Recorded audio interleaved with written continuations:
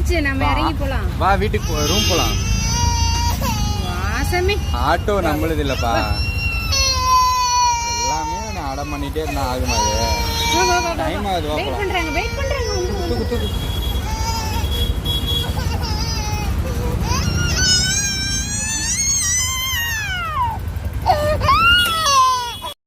அப்புறம் போவான் அப்புறம்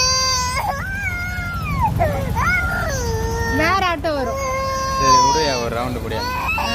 உக்காரு போகலாம். அப்படி போய் பகவதி அம்மன் கோயில் போயிட்டு வந்துடலாம். உட்காரு. எங்கடா போச்சு இந்த அழுக? ஆட்டோ என்ன நம்பளுதா? எப்படி அழுகுற? கையை இந்த வரை இறுக்கி பிடிச்சிக்கிறாரு. விவரமா இங்க பாரு.